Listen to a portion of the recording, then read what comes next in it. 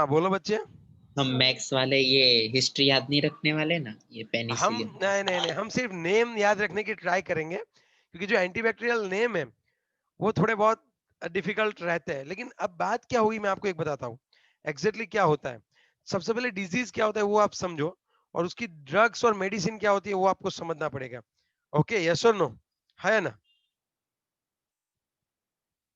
Anti microbials में कौन आ सकता है? एंटी माइक्रोबियल्स में एंटीबायोटिक आ सकती है, समझे बात? यस और नो?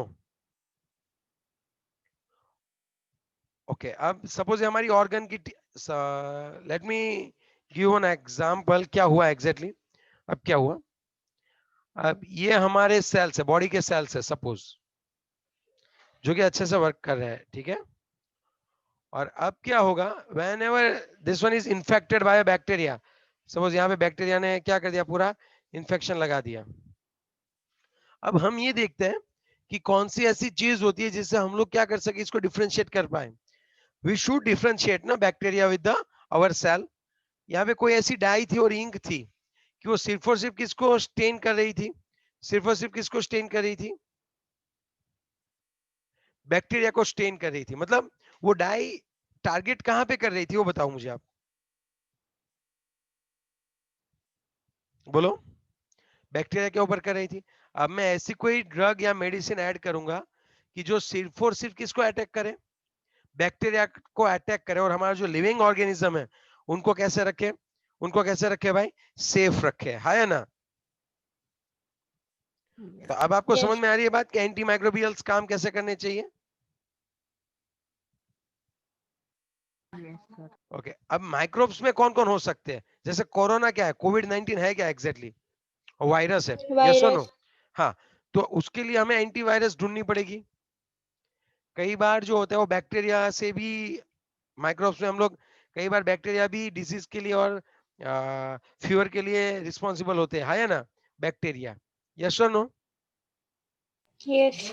कई बार फंगी जो होती है वो हमारे में क्या करती है, डिजीज क्रिएट करती है, फंगी। और कई बार अदर पैरासाइट्स जो होते हैं, वॉर्म है, ओके, हुक वॉर्म है, वही सब। तो कई बार क्या होता है, कई पैरासाइट्स जो होती है, ये सभी माइक्रो ऑर्गेनिजम्स है कि जो हमारे में क्या करती है, बताओ बच्चों अच्छे से, हाँ बोलो क्या करेगी, हमारे में डिजीज क्रिएट सर करेगी। हाँ बोलो। सर जैसे बैक्टीरिया में कुछ टाइप के बैक्टीरिया होते हैं जो हमारे बॉडी के लिए गुड होते हैं, जैसे कि लैक्टोबैसिलस इकोलाई, बैक्टीरिया। इकोलाई, हाँ, इकोलाई, यस। तो वैसे कुछ वायरस होते हैं क्या? सारे वायरस ही डेंजरस है? नहीं, अब तक तो वायरस सभी डेंजर ही पाए गए हैं। वायरस को foreign particles which are very dangerous माना जाता है, इसी के लिए उसका नाम वायरस रख दिया। अगर वो काम का था तो वो कोई और नाम रख देते, समझ रहे हैं बात? वायरस में भी पढ़ के होता क्या है, आरएनए और डीएनए तो होते हैं उसके सेल में भी, लेकिन वायरस की सर प्रॉपर्टी क्या है पता है? वायरस जब सरफेस पे होता है ना, तब वो इंटैक्ट ऐसे रह पाएगा, और जब ये लिविंग बॉडी पे अटैक करेगा ना, पूरा जोरदार अटैक कर देगा। जब बैठेगा तब बैठा रहेगा, लेकिन जब अटैक करेगा, लिविंग बॉडी पे इंसर्ट हो गया, तब वो रेप्लिकेट होना स्टार्ट कर देता है। और वो यूज किसका करता है, वायरस आया और खुद को रेप्लिकेट करने के लिए यूज किसका करता है, उसी सेल का, हमारी बॉडी के सेल का यूज करता है वो। बहुत डेंजर होता है इसीलिए वो। हाँ बोलो क्या बच्चे। सर अभी अभी तो है ना, हम वायरस को यूज कर रहे हैं ताकि हम अपने बेनिफिट के लिए कुछ इंसर्ट करना हो ना बॉडी में, फंक्शन, तो तो इंसर्ट कर सके। वो जीन देखो, थेरापी। वो एज अ कैरियर यूज करते हैं उसको, लेकिन पहले उस वायरस को आपको डीएक्टिवेट करना पड़ेगा, उसके आरएनए निकाल के अपने जो भी आपको ट्रांसफॉर्मेशन चाहिए वो आरएनए आपको ऐड करने पड़ेंगे। Are you getting my point? Yes. और मोस्टली जीन करियर में जो यूज करते हैं वो करते हैं इकोलाई के बैक्टीरिया, उसमें प्लाज्मिड ही होता है, और ठीक है राउंड शेप में होता है। तो वो क्या करते हैं, आजकल जो यूज करते हैं वो इसी का, मतलब जो है सभी पोर्शन यूज करते हैं डीएनए में, समझ रहे हो बात? यस। क्या हमने जब किया था, हमने भी ट्राई की थी डीएनए फिंगरप्रिंट करवाने की, ओके। जब हम लैब में थे तब हमने डीएनए का पूरा आइसोलेशन कर रखा था, आइसोलेशन ऑफ डीएनए, जब मैं लैब में था तब। सो वी डिड इट, बहुत मजा आता है, लेकिन 3-4 घंटे चले जाते हैं, बहुत देर भी लगती है, ठीक है। और बहुत केयरफुली काम करना पड़ता है। इसमें क्या करना पड़ता है, सेल को रप्चर करने पड़ते हैं, उसमें से इनको प्रॉपर केमिकल से अंदर जो डीएनए आरएनए होते हैं उनको बाहर निकालने पड़ते हैं, उनको प्रिजर्व करना होता है, समझ रहे हो बात? फिर उसको सेंट्रीफ्यूज करो, उसको सेटल डाउन करके उसको वहां से एक्सट्रैक्ट करो, बहुत सारी प्रोसेस होती है बच्चे। मजा आता है, टफ नहीं है, मजा आता है, लेकिन बायोटेक्नोलॉजी में सब यही करते हैं। ओके, तो हमारा जो मेन टारगेट है वो एंटीबायोटिक। हम पहले पढ़ते हैं एंटीबायोटिक। अब देखो एंटीबायोटिक दो टाइप की होती है, बैक्टीरियोसिडल भी होती है और बैक्टीरियोस्टेटिक भी होती है, दो टाइप। मतलब वो क्या होता है सर, समझाता हूँ। Why are you worrying? एक होती है बैक्टीरियोसिडल,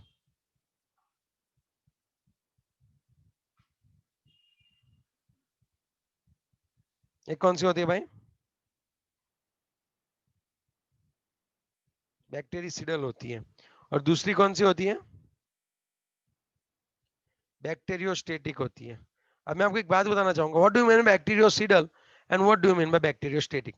अगर आपकी दवाई मेडिसिन बैक्टीरिया को ग्रोथ को सिर्फ स्टॉप करती है, उनको किल नहीं करती है, बैक्टीरिया के जो ग्रोथ हो रहा है ना उसको स्टॉप कर रहा है, तब उनको बोलते हैं बैक्टीरियोस्टेटिक। लेकिन जब आपकी जो ये दवाई है मेडिसिन है, वो क्या करती है, बैक्टीरिया को पूरा क्या करती है, ब्रेक डाउन करती है। बैक्टीरिया को पूरा क्या करेगी बताओ बच्चों? बैक्टीरिया को पूरा क्या करेगी, ब्रेक डाउन करेगी। तब उसको हम लोग क्या बोलने वाले हैं बताओ? अगर उसको ब्रेक डाउन करेगी तब उनको क्या बोलने वाले हैं? बैक्टीरियोसिडल। आ रही है बात समझ में? Yes. ओके, सो अब एंटीबायोटिक हम क्यों यूज करते हैं? क्योंकि एंटीबायोटिक होती है वो लेस हार्मफुल होती है हमारे सेल बॉडी को। हम लोग ऐसे केमिकल्स यूज करेंगे जो हमारी लिविंग बॉडी को और लिविंग सेल को क्या होंगे बताओ? लिविंग सेल पे क्या करते होंगे? कम इफेक्ट दे रहे होंगे। यस और नो? हाँ या ना? Yes. ओके, सो अब उन्होंने क्या किया, कई और माइक्रो ऑर्गेनिज्म जो थे, आप बोले ना हमारे से हमारी बॉडी में, ऐसा जरूरी नहीं है सभी माइक्रो ऑर्गेनिजम्स जो है वो लाइक हार्मफुल ही है। कई माइक्रो ऑर्गेनिजम्स ऐसे होते हैं कि जो केमिकल प्रोड्यूस करते हैं, जैसे फंगी है। आपने देखा ना पेनिसिलिन कहाँ से क्रिएट हुआ था बताओ? पेनिसिलिन करके एक सब्सटेंस था, कहाँ से क्रिएट हुआ था? फंगी से। तो वो penicillin as a antibiotic use होता है। So now what do you mean by antibiotic? Antibiotic means the substance which will either inhibit the growth of bacteria और इट विल किल इट। या तो उसको स्टॉप करेगा ग्रोथ को, या फिर उसको क्या कर देने वाला है बच्चों? किल कर देने वाला है। तब उसको हम लोग क्या नेम देने वाले हैं? तब हम उनको क्या नेम देने वाले हैं बच्चों बताओ?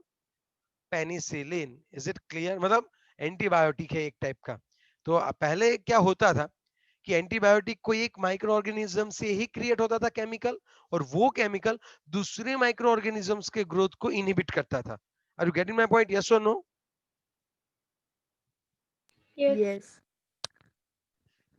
तो अब क्या हुआ, पहले तो ये था, लेकिन फिर रिसर्च आगे बढ़ी, और रिसर्च आगे बढ़ने के बाद अब इन लोगों ने लेबोरेटरी स्केल पे भी सिंथेसिस करना स्टार्ट कर दिया। उन्होंने क्या कर दिया, इसी पेनिसिलिन का स्ट्रक्चर ढूंढा, फिर उस स्ट्रक्चर में थोड़ा बहुत मॉडिफिकेशन किया, और ये जो है अभी इसका जो सिंथेसिस है वो कहाँ पे चलता है वो बताओ? इसका सिंथेसिस अभी कहाँ पे चलता है वो बताओ? चलो फटाफट से, इनका सिंथेसिस कहाँ पे चलता है वो बताओ?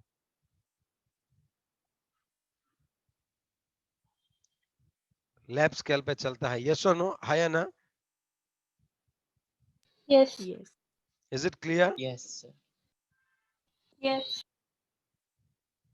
चलो अब आगे बात कर दो।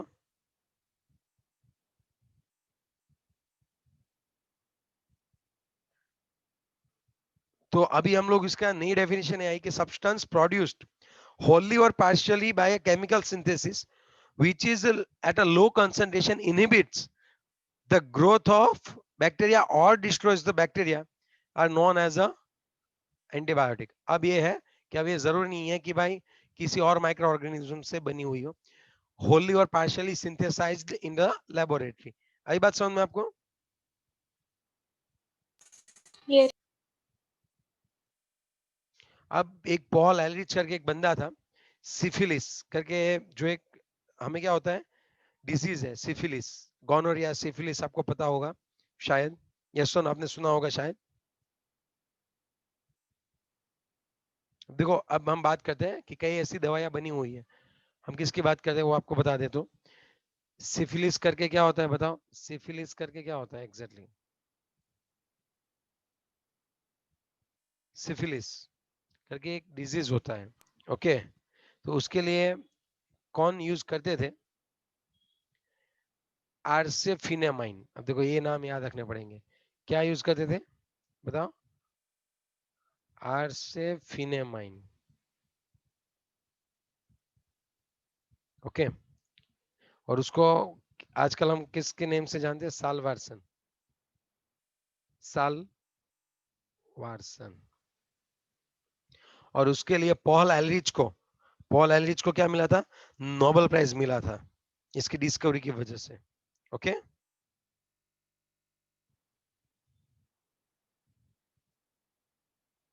अब क्या हुआ कि सालवारसन निकल तो गई, फिर पता चला कि इसकी वैसे थोड़ा बहुत टॉक्सिक तो था ही हमारी बॉडी के लिए, ये थोड़ा टॉक्सिक तो था ही था, लेकिन क्या कर रहा था उस डिजीज को क्योर कर रहा था, इसके लिए इसका यूज हो रहा था, ओके। तब क्या किया कि उन्होंने आर्सेफिनामाइन स्टार्ट किया, आर्सेफिनामाइन सालवारसन। देखो सालवारसन का स्ट्रक्चर कैसा होता था वो मैं आपको बताऊं, याद रखने की जरूरत नहीं है, इसी कौन सा बॉन्ड होता है, कौन सी चीज होती है वो थोड़ा याद रखना पड़ेगा, ओके। सालवारसन हम क्यों यूज करते हैं बच्चों बताओ? सालवारसन हमने क्यों यूज की? To cure syphilis, yes. But at the same time Paul Ehrlich was working on the azo dye, वो एजोडाई पे भी काम कर रहे थे, समझे बात? अब एजोडाई का स्ट्रक्चर क्या होता है तो वो मैं आपको बताऊं, वो इससे थोड़ा बहुत सिमिलर मिलता आता है। अब देखो उसी टाइम पे वो किसके साथ काम कर रहा था, ये किसके साथ काम कर रहा था? एजोडाई के साथ काम कर रहा था। तो उसने सालवारसन का ये स्ट्रक्चर था, यस और नो? और साथ में ये क्या आएगा? एजोडाई। तो उसने ये सोचा कि अगर ये जो है आर्सेनिक की वजह से क्या होता था, आर्सेनिक की वजह से सिफिलिस के लिए जब हम उसको यूज करते थे तो हमारी बॉडी के लिए भी थोड़ा टॉक्सिक था। तो उसने तुरंत ट्राई की कि ये जो आर्सेनिक आर्सेनिक बॉन्ड है उसकी जगह मैं कौन ला दूं, अगर एन डबल बॉन्ड एन ला दूं, तब देखते हैं कि क्या होता है। आई बात समझ में आपको? Yes. तो ये क्या करने लगा, अभी बंदा क्या करने लगा, इसके ऑप्शन ढूंढने लगा। तो उसने दो ऑप्शन ढूंढ निकाले जो कि बहुत बढ़िया थे, आपकी टेक्स्ट बुक में देखो स्ट्रक्चर भी दिए होंगे इनके। एक था प्रोंटोसिल, कौन सा था? प्रोंटोसिल। और दूसरा कौन सा था? दूसरा था सल्फानिलामाइड, कौन सा था? सल्फानिलामाइड, ओके।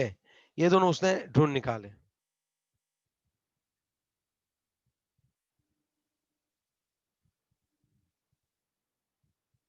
फिर प्रोंटोसिल को उसने किस में कन्वर्ट कर दिया?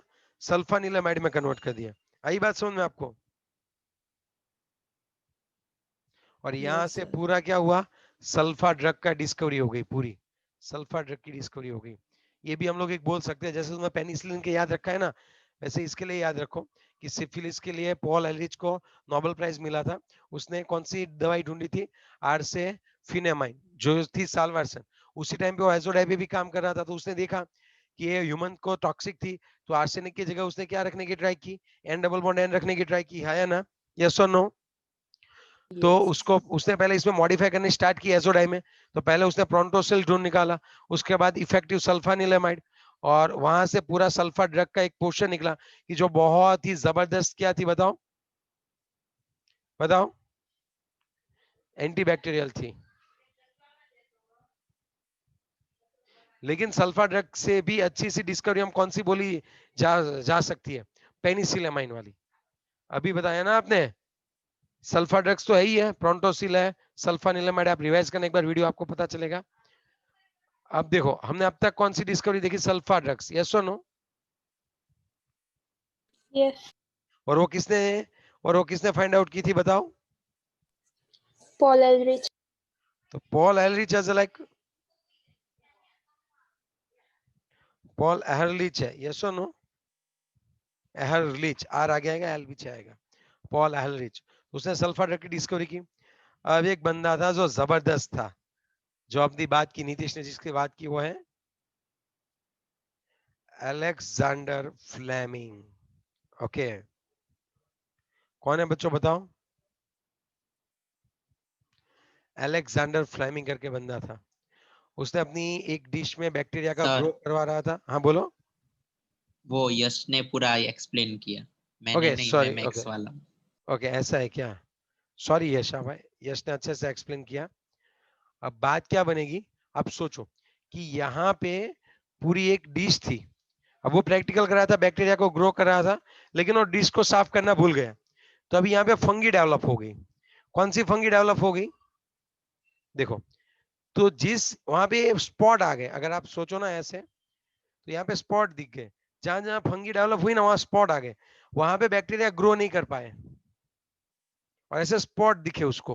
अरे यार ये स्पॉट क्या है? वहां पे डेथ बैक्टीरिया थे, मरे हुए बैक्टीरिया। वहां पे बैक्टीरिया आई ही नहीं, मरे हुए थे, एक्टिव नहीं थे। ओके, तो उसने देखा कि यहाँ पे जो है एक फंगी थी, उसका इन्फेक्शन लग गया था। इतने एरिया में किसका इन्फेक्शन लगा था? फंगी का। कौन सी फंगी थी वो? पेनिसिलियम। पेनिसिलियम करके क्या रखी थी? फंगी।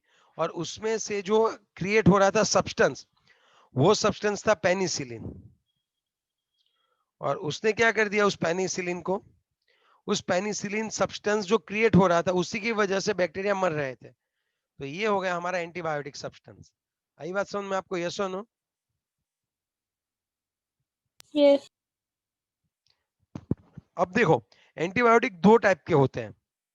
या तो पूरे के पूरे क्या कर देते हैं, ग्रो को इनहिबिट करते हैं। ये पेनिसिलिन तो खत्म ही कर देते हैं बैक्टीरिया को, तो हो गए बैक्टीरिया सीडल। अगर वो ग्रोथ को इनहिबिट करेंगे, ग्रोथ को बढ़ने से कम करेंगे, तो वो होते हैं बैक्टीरियोस्टेटिक। आई बात समझ में? तो दो दवाई याद रखना पड़ेगा बच्चों। एक रहता है आपका बैक्टीरिसीडल, और दूसरा कौन सा होता है बताओ?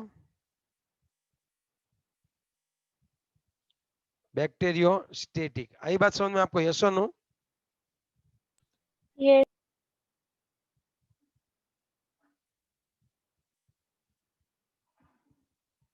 चलो उसके बाद एक होता है आपका बैक्टीरियोस्टेटिक, और एक होता है बैक्टीरियोसिडल। बैक्टीरियोसिडल मतलब जो खत्म ही कर दे, मार ही डाले, पेनिसिलिन। ओके, उसके बाद दूसरा एमिनोग्लाइकोसाइड्स।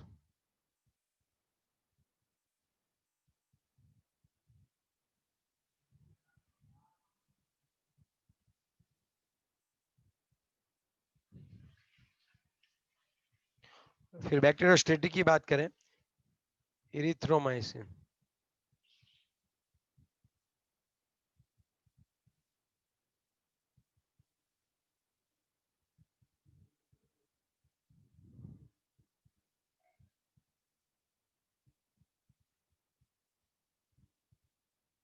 और आएगा आपका क्लोरामफेनिकॉल। यस और नो? ये सब कौन से बताओ? ये आएगा आपका क्लोरामफेनिकॉल। यस और नो? Yes. ये सब बैक्टीरियोसिडल है, और ये सब कौन से बताओ? बैक्टीरियोस्टेटिक है। ओके,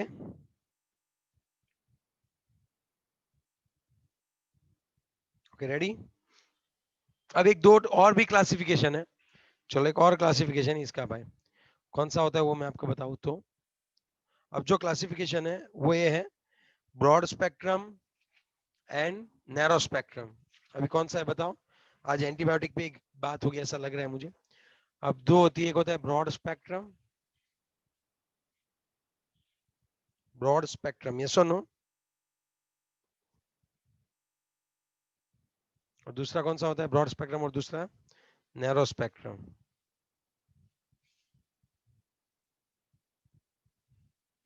ब्रॉड स्पेक्ट्रम में के मतलब दो टाइप के बैक्टीरिया होते हैं, gram positive and gram negative. Gram positive and gram negative. Okay, ये इस तरह से होते हैं, किसी डाई के साथ एक कलर देते या नहीं देते हैं, इससे इनका क्लासिफिकेशन हो रखा है। लेकिन बात यह है, अगर आपकी दवाई और आपकी एंटीबायोटिक इन दोनों के ऊपर हैवी है, इन दोनों को इनहिबिट कर सकती है, तब उसको हम लोग ब्रॉड स्पेक्ट्रम बोल सकते हैं। नैरो स्पेक्ट्रम मतलब only they are referred as a limited spectrum. कैसे है ये? लिमिटेड स्पेक्ट्रम है। क्यों? को बताएगा क्यों? क्योंकि या तो एक ग्राम पॉजिटिव पे एक्ट करेगी और एक इसके ऊपर एक्ट करेगी ग्राम नेगेटिव के ऊपर, दोनों के ऊपर एक साथ कभी भी वो एक्ट नहीं कर सकती। नैरो स्पेक्ट्रम में बात करूं तो पेनिसिलिन जी, अच्छे से क्लासिफिकेशन लिख लेना, पेनिसिलिन जो जी है वो नैरो स्पेक्ट्रम है, ओके। और इसी में से इसको मॉडिफाई किया, मॉडिफाइड फॉर्म किया इसका, और हमारे पास दूसरी दो है, एम्पीसिलिन एंड दूसरा कौन सा है? Ampicillin and amoxicillin.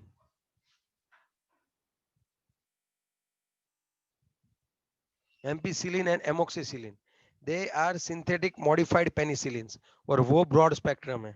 और यस और नो?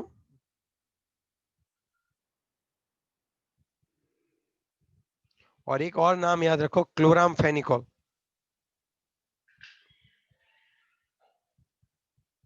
ये भी ब्रॉड स्पेक्ट्रम एंटीबायोटिक है, क्लोरामफेनिकोल। क्लोरामफेनिकोल अगर कोई भी फीवर हुआ है, certain form of urinary infections है, न्यूमोनिया है, ओके, इन सभी को हम लोग दे सकते हैं। और एक है वैंकोमाइसिन, और एक ब्रॉड स्पेक्ट्रम में आप लिख ही लो तो बात खत्म हो फिर इसकी। वैंकोमाइसिन और दूसरा कौन है? ऑफ्लॉक्सासिन। ऑफ्लॉक्स बहुत ही फेमस है आजकल, ऑफ्लॉक्सासिन आप देखना डॉक्टर बहुत सारे प्रिस्क्राइब करते हैं। यस और नो?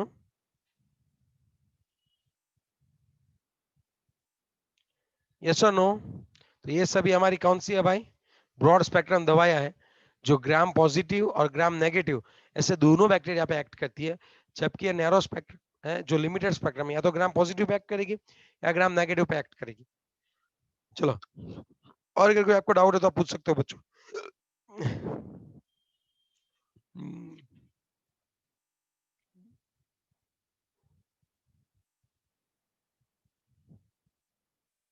आपको और कोई डाउट है तो आप पूछ सकते हो बच्चों। यस और नो?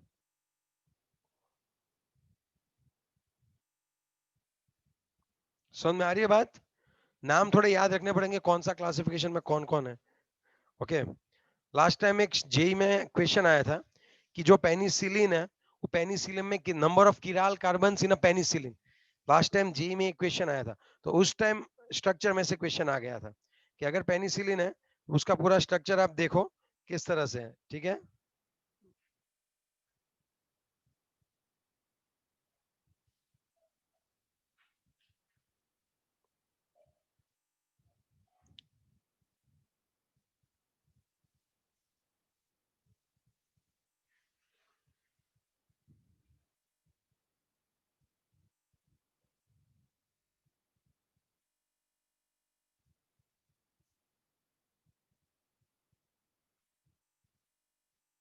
NHCOR, okay. तो यहाँ पे टोटल कितने किराल सेंटर है वो ढूंढना था। आंसर वर 3 किराल कार्बन इसके साथ हुआ करते थे। देखो एक किराल सेंटर ये है, एक किराल सेंटर ये है, और दूसरा कौन सा आएगा वो बताओ? ये वाला किराल रहेगा फिर, ओके। सो टोटल जो थे वो कितने कार्बन किराल रहते हैं बताओ? 3 कार्बन जो किराल रहते हैं। बहुत ही अच्छी तरह से इक्वेशन था 2020 में, लास्ट जेई में, याद रखने की बात, ओके।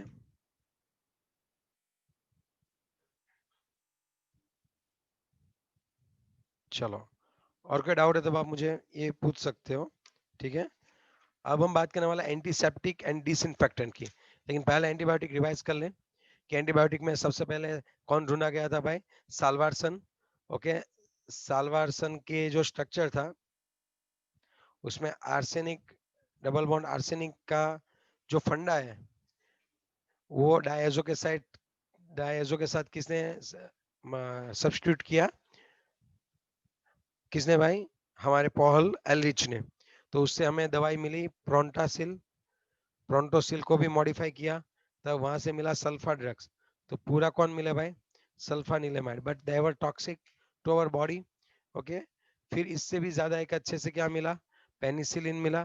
फिर उनको इन लोगों ने क्या किया, थोड़ा सा मॉडिफाई करने की ट्राई की, और मॉडिफाई करके बहुत सारी दवाइयां निकाली जो एंटीबायोटिक है। फिर हम ये याद रखेंगे कि क्लासिफिकेशन में एक होती है बैक्टीरियोस्टेटिक, एक होती है बैक्टीरियोसिडल, और एक होता है ब्रॉड स्पेक्ट्रम एंटीबायोटिक, और एक होती है narrow spectrum limited spectrum antibiotic. और उसके एग्जांपल हमने देखे। कहीं पे भी डाउट है आप वीडियो को वापस रिवाइज करो, ओके, और नाम याद रखने की ट्राई करनी है आपको। चलो, okay, thank you very much.